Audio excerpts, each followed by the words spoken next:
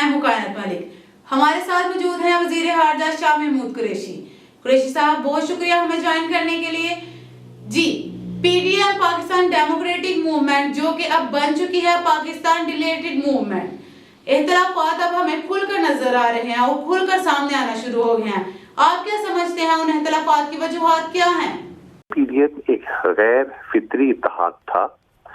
ان میں کوئی قدر مشترک نہیں ہے، ان کا منشور ایک نہیں ہے، ان کی سوچ ایک نہیں ہے، ان کا جھنڈا ایک نہیں ہے، ان کے انتخابی نشان ایک نہیں ہے. ہاں کچھ مفادات تھے جن مفادات کے تحت یہ جمع ہوئے، لیکن آپ نے دیکھا کہ آج ان کا انتشار جو اندرونی انتشار تھا وہ کھل کر سامنے آ گیا اور اختلافات بڑے واضح ہو گئے.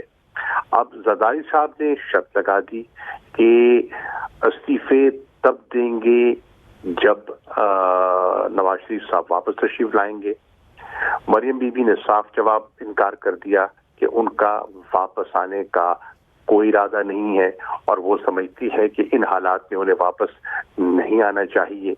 پھر آپ نے یہ بھی دیکھا کہ میٹنگ کے دوران بہت ایک دوسرے پر نکتہ چینی ہوئی. سینٹ کے انتخابات کے بارے میں پیپلز پارٹی سمجھتی ہے کہ نون لیگ نے ان کے ساتھ ہاتھ کیا اور نون لیگ ان پر شکوک و شبہات کر رہی ہے اور یہ تلاش میں ہے کہ وہ کون سے 7 لوگ تھے جنہوں نے اپنے پہلے چیئرمین سینٹ کے ووٹ مسترد کروائے اور پھر ڈپٹی چیئرمین کو وہ 7 ووٹ صحیح خانے میں مہر لگی اور پڑ گئے. اسی طرح اختلاف سامنے آ گیا کہ اب قائد حزب اختلاف سینٹ میں کون ہوگا. پہلے پیپلز پارٹی نے وعدہ کیا تھا نون لیگ سے، آج اس سے وہ انکاری ہو گئے اور آج کہہ رہے ہیں کہ سب سے بڑی سینٹ میں جماعت ہم ہیں. چنانچہ قائد حزب اختلاف گیلانی صاحب کو ہونا چاہیے جس کو نون لیگ تسلیم کرنے کو تیار نہیں ہے. تو یہ انتشار کھل کر سامنے آ گیا. پھر آپ نے دیکھا کہ مولانا فضل الرحمان نے جو لانگ مارچ ہے اس کو مؤخر کر دیا اور انہوں نے کہا کہ استعفوں کے ساتھ بغیر یہ لانگ مارچ بے سود ہوگا اور وہ پریس کانفرنس سے بھی روانہ ہو گئے، چلے گئے اور ناراضگی کا اظہار بڑا واضح ان کے چہرے پہ دکھائی دے رہا تھا. قریشی صاحب آپ جو کہہ رہے ہیں کہ ان کا اتحاد تو اپنے مفادات کے لیے تھا، لیکن پی ڈی ایم جو ہے ان کا یہ کہنا تھا کہ جو جدوجہد وہ کر رہے ہیں یہ سب جمہوریت کے لیے کر رہے ہیں، لیکن اب یہ کیوں پیچھے ہٹ رہے ہیں اور نون لیگ کو کیوں لگتا ہے کہ میاں صاحب کی جان کو خطرہ ہے؟ اگر انہوں نے واپس آنا تھا تو وہ تشریف نہ لے کے جاتے. وہ باہر تشریف اسی لیے لے کر گئے کہ فی الحال ان کا واپس آنے کا کوئی ارادہ نہیں ہے. اگر پیپلز پارٹی نے تحریک چلانی ہوتی تو وہ استعفے دینے میں سنجیدہ ہوتی، لیکن پیپلز پارٹی کا استعفے دینے کا کوئی ارادہ نہیں ہے.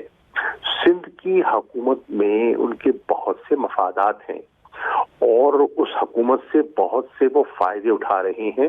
وہ کسی قیمت سندھ کی حکومت نہیں چھوڑیں گے اور کسی قیمت استعفے دینے کے لیے وہ تیار دکھائی نہیں دیتے. میں سمجھتا ہوں کہ آج جو پی ڈی ایم میں جو ایک درار پڑی ہے وہ پہلے ہم سنتے تھے، در پردہ باتیں ہوتی تھیں، لیکن آج کھل کر سامنے آ گئی. صحیح. اچھا سر، پیپلز پارٹی نے وقت مانگا ہے کہ انہیں مشاورت کے لیے وقت دیا جائے. آپ ایک بہت لمبا عرصہ پیپلز پارٹی کا حصہ رہے ہیں، آپ کو کیا لگتا ہے کہ ان کا جواب کیا ہوگا؟ جواب تو وہ تقریباً دے چکے کہ ہم استعفیٰ نہیں دیں گے. آپ دیکھتے ہیں کہ اجلاس کب بلاتے ہیں، جلد بلاتے ہیں، تاخیر سے بلاتے ہیں، کیا نیا حربہ استعمال کرتے ہیں. وہ تو یقیناً مسلم لیگ نون کو استعمال کرنے کی کوشش کر رہے ہیں اور مسلم لیگ نون ان پر جو تکیہ کیے ہوئے ہے انہیں وقت بتائے گا کہ یہ ان کی غلط فہمی ہے کہ زرداری صاحب ان کے جال میں پھنسیں گے. ان کے مفادات یکجا ہو نہیں سکتے. بالآخر انہوں نے ایک دوسرے کے آمنے سامنے ہونا ہے. پیپلز پارٹی کا جو بنیادی ووٹر ہے، کارکن ہے، وہ کسی صورت نون لیگ کو دل سے قبول نہیں کرتا۔ صحیح، یہ تو بات ہوگی نون لیگ کی۔ پیپلز پارٹی جو ہے ان کا اور مولانا فضل الرحمان صاحب جو ہیں ان کا اس وقت جو تعلق ہے ان کو کیسا دیکھ رہے ہیں آپ؟ آئندہ مستقبل کیا ہوگا؟ ان کی سیاست کا مستقبل کیا ہوگا؟ مولانا فضل الرحمان تو آج آپ نے دیکھ لیا، وہ تو آج پی ڈی ایم سے لا تعلق ہو کے پریس کانفرنس سے انہیں واک آؤٹ کر لیا۔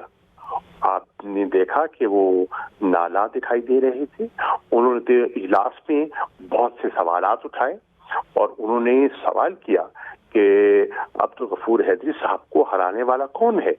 ان کا اشارہ پیپلز پارٹی اور نون لیگ کی طرف تھا، کیونکہ آپ نے دیکھا کہ ان کے کینڈیڈیٹ کو 7 ووٹ کم پڑے اور وہ ووٹ جو افریدی صاحب کو پڑے وہ کہاں سے آئے؟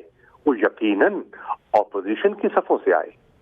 مزید خبروں اور اپڈیٹ کے لیے دیکھتے رہیں KNN نیوز لائیو، ہر خبر تحقیق کے ساتھ۔